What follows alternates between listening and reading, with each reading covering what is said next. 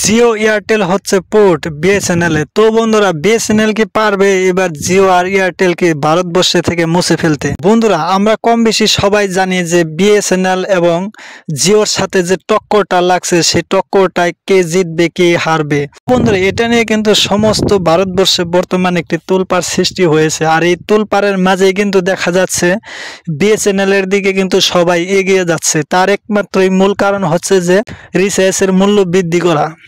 বর্তমান সময়ে এয়ারটেল এবং জিও দুইজনে যুক্তি করে যে প্ল্যানটা জারি করছে, সেটা কিন্তু ভারতবর্ষের মানুষ একজনও মেনে নেয়নি। তো বন্ধুরা, এই মেনে না নেওয়ার কারণেই কিন্তু এখন দেখা যাচ্ছে যে জিও এয়ারটেল এই দুইটা কোম্পানি কিন্তু এখন দেখা যাচ্ছে যে মোটামুটি কিছুদিন এইরকম করে যদি চলে, তাহলে কিন্তু বিএসএনএল হয়ে যাবে ভারতের নাম্বার 1 সিম। আর বাকি যে কোম্পানিগুলো আছে সেগুলো কিন্তু মুছে ফেলবে এই বিএসএনএল কোম্পানিতে।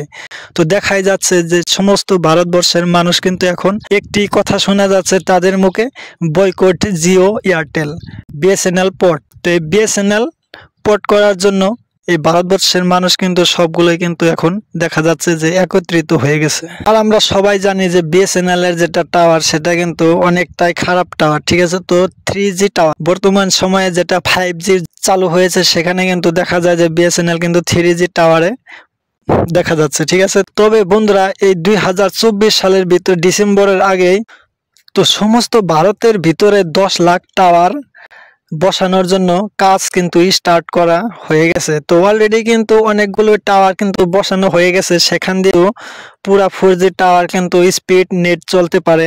কিন্তু এখনো জায়গায় জায়গায় দেখা যায় যে ভালো করে টাওয়ারগুলো পায় না। তবে সব জায়গাতেই কিন্তু টাওয়ার বসিয়ে ফেলবে এই 2024-এর ভিতরেই। আপনি কি সিম ইউজ করেন অবশ্যই কমেন্ট করে জানাবেন। আর এইদিকে দেখা যাচ্ছে যে জিও এবং এয়ারটেল যে সিমগুলো আছে, সেগুলো কিন্তু অনেকটাই বিপদে আছে। তো সেই সিমগুলো এখন বর্তমান সময়ে এই রিচার্জ বৃদ্ধি করার পর থেকে কিন্তু জিও এবং এয়ারটেল এইরকম একটি কানেকশন তৈরি দেখা যায় যে আপনি যদি জিও থেকে এয়ারটেল পোর্ট করতে চান তাহলে হবে না, এবং এয়ারটেল থেকে যদি জিওতে পোর্ট করতে চান তাহলেও কিন্তু হবে না।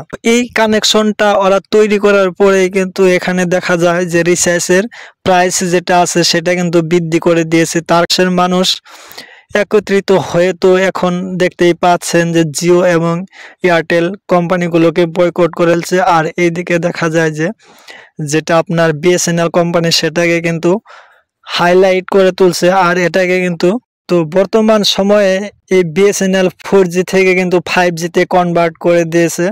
আপনি 5G সিম পেয়ে যাবেন, কিন্তু বন্ধুরা এই যেটা টাওয়ারের যেটা প্রবলেম, সেটা কিন্তু কিছুদিনের ভিতরেই কিন্তু ঠিক করে ফেলবে, এটা কিন্তু জানা যায়। তো বন্ধুরা, অবশ্যই আপনি যদি পোর্ট টু বিএসএনএল এ গিয়ে থাকেন, তো বিএসএনএল সিম যদি ইউজ করে থাকেন, বর্তমান সময়ে নেটে যদি একটু প্রবলেম থাকে, তো কিছুদিনের মধ্যেই কিন্তু আপনার যেটা সিমের যেটা টাওয়ার, সেটা কিন্তু চেঞ্জ করে দেবে এবং 3G টাওয়ার থেকে কিন্তু কনভার্ট করে 5G টাওয়ারে। তো বন্ধুরা, অবশ্যই ভিডিওতে একটি লাইক করে দিবেন আর চ্যানেলটাকে সাবস্ক্রাইব করবেন। তো ভালো থাকবেন, দেখা হবে নেক্সট ভিডিওতে।